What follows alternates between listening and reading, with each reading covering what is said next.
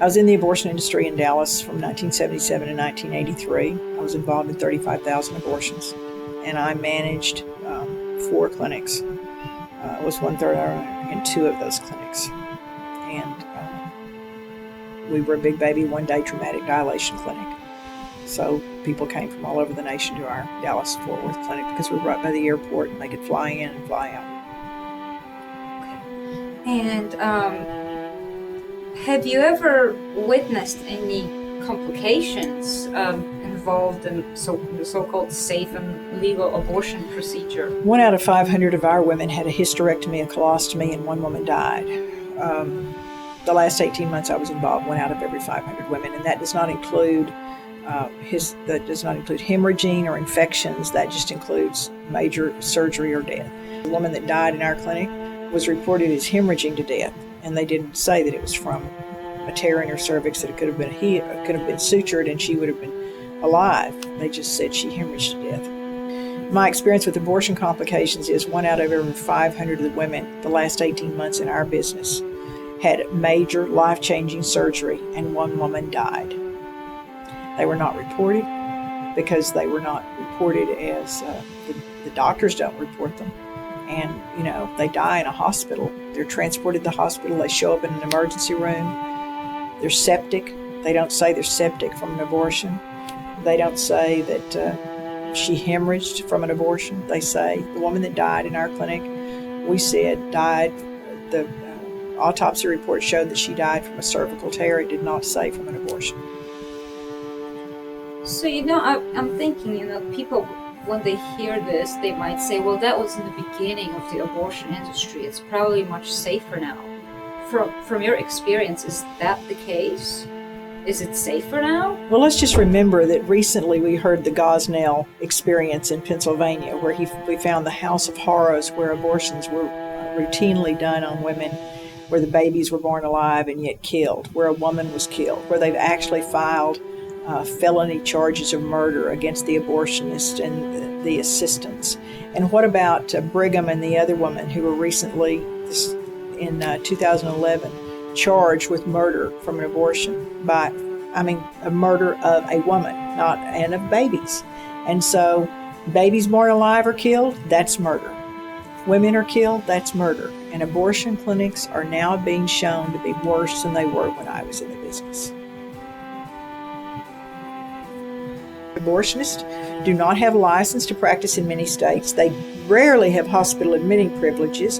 They're usually not members of the medical oversight boards in their state. So women need to be certain. They need to ask a lot of questions before they go in an abortion clinic. And one of the questions is, have you ever had a complication? Have you ever hospitalized a patient for a complication of an abortion? If I have a complication, which hospital will you take me to? Will you take me by ambulance? Will you pay my hospital bill? Will I pay my own hospital bill? Does this clinic have whole blood? What are your policies in place for caring for me just in case? Women need to ask questions. Anytime that they are paying their money before they've been counseled, before they've been able to speak to a counselor, before they've been able to speak to the doctor, there's something wrong. You don't pay your money up front. When you have surgery, you have the surgery and then you pay your money. If a woman or a girl came in and someone was pressuring her to have an abortion, she would be given to our head counselor, the one with the most experience. And that woman would separate her from the person who was attempting to force her to have the abortion, because she would simply tell them, we must speak to her individually. They would get the girl in the room. They would understand what was going on. They would hear her feelings, and if she wanted an abortion or if she didn't want an abortion, and understand how she was being forced. And then they would probably call the other person in, talk to the two of them together, and then they might, and I'm sure they did, tell her that abortion was the answer, but it had to be her decision. And so through this whole process, it was pretty easy to convince a girl who's already emotional, whose hormones are already raging, who's already confused, that abortion was the answer. We were all about selling abortions. And so we actually, on the telephone, understood what her problems were. That note was made, and when she came in, we already had something in her file. For instance, if she told us that someone was trying to pressure her and she actually made an appointment and showed up, we would be waiting for her and someone would talk to her. And I am certain there's not a pro-choice person in the world that doesn't think abortion is the answer to everything. So I am absolutely certain that they would try to separate it and make it be her decision and still tell her that it was the best choice she could make. But we call I looked at that very differently. I looked at that as training people to sell. And we train people to sell abortions. And the sales point for an abortion is not in the abortion clinic. It's on the point of sale. The first point of sale is a telephone. So we trained our people as telemarketers. They were trained to sell over the telephone. And we didn't call them telemarketers. We called them telephone counselors. That's more sensitive. And we're all about being sensitive here. So when she called, she was scared. And she very rarely said, I'm pregnant and I'm 8 weeks pregnant or anything like that. She was never that definitive. She was tentative and she would say, I think I may be pregnant. So we used a script, and this script was designed to overcome every single objection with abortion. That's the answer. That's what we're in the business for. That's what we made money for. We didn't make money if she didn't have an abortion. We didn't make money if she came in and wasn't pregnant and we didn't sell her an abortion anyway. We only sold one product, only made money one way, and that's selling abortions. And so we were ready. And when she started down this line of confessing, I think I may be pregnant, this counselor picked up a sheet of paper with all the questions on it and started filling it out. And the first thing was reassure. We can take care of your problems. No one needs to know. Now, what's the first day of your last normal period? The girl would figure that date, and she would give it to the counselor, who would then put it on a wheel designed to calculate the birth date of babies. But she didn't talk about baby or birth date. She said, you're 8 weeks pregnant. Now stop. Think about this for a minute. What did she do? She just confirmed this scared girl's worst fear. I'm pregnant. You'd think she'd say, stop. How can you tell me over the telephone that I'm pregnant? But she doesn't, because the pregnancy experts on the other end of the line, that telemarketer, that telephone counselor, is saying you're pregnant. And then the next question is, and this is what everybody needs to listen for, is this good news or bad news? If it were good news, she would not be calling an abortion clinic. It's bad news. And when she replies bad news, this counselor was trained to move right in. And now why would they move in, and what are they looking for? They're looking for the fear. Now why the fear? Why is this pregnancy a problem? That's the answer that the abortion clinic uses. That's the answer that the telephone counselor, that's the answer that every counselor uses to resell that abortion anytime she moves away. My parents want me to finish school.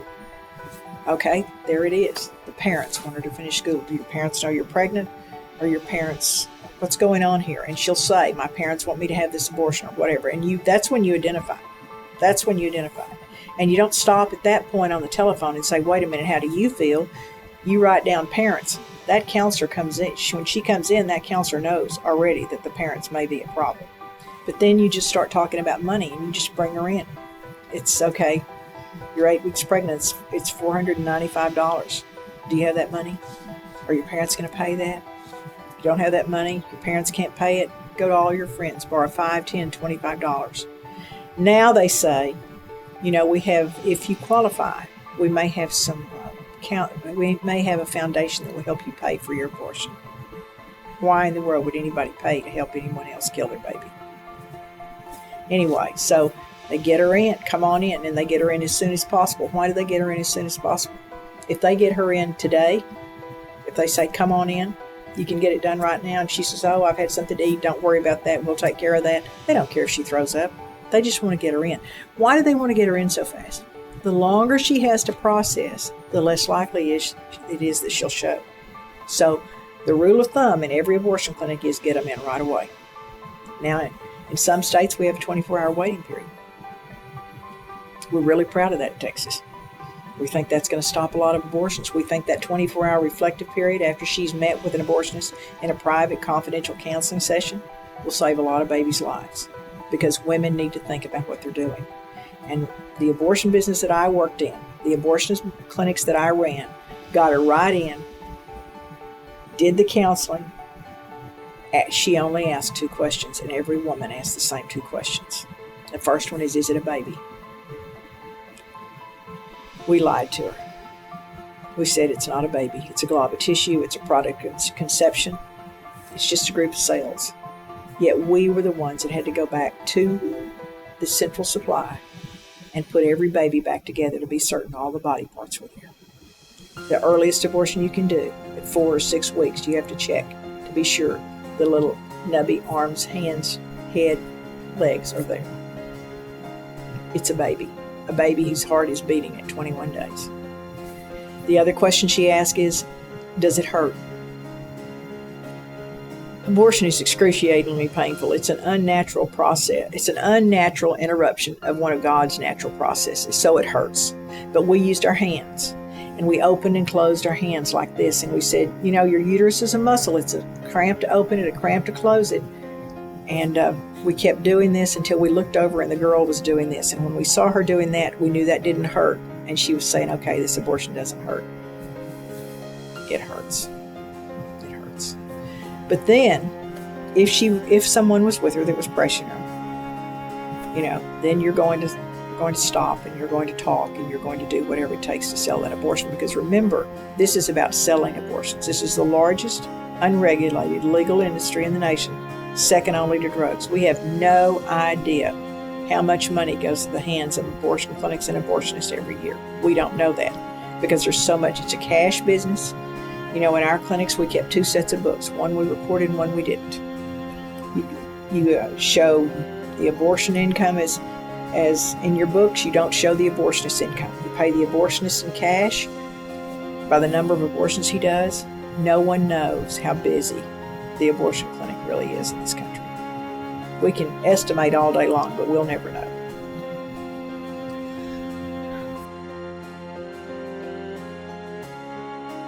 Okay, if I come to your clinic and I tell you, well, somebody is pressuring me to do this, what should I do? Well, if someone's pressuring you to have an abortion, you need to tell the abortion clinic, you need to ask for legal help, and you need to ask for help. You need to say, I don't want to have this abortion. My boyfriend, my parents, someone's forcing me, and I want legal help. I want help. This is not my choice. I want you to help me not have this abortion. And if they will not, get out of there as fast as you can. Call the police. Call a pregnancy center. There is help for you. It's illegal to force you to have an abortion. Don't let anyone force you to have an abortion.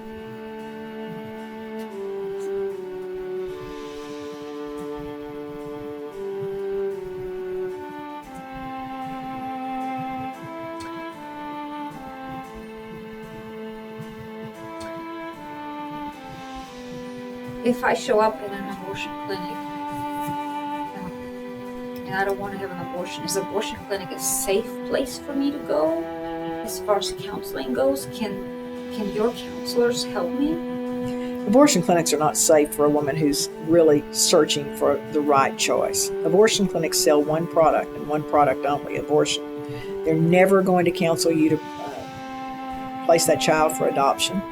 They're never going to counsel you to parent. They're going to counsel you for one product, abortion and abortion only. And you need to remember that it's just money in their pockets because everybody in that abortion clinic makes more money than they can anywhere else.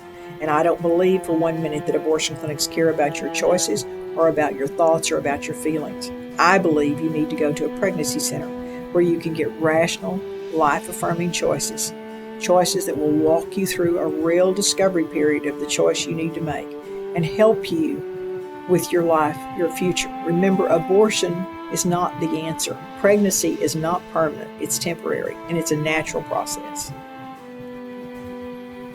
Let me say one other thing. By the time you know you're pregnant, your body has already sent you a message, but more importantly, that baby has sent you a message that it's there.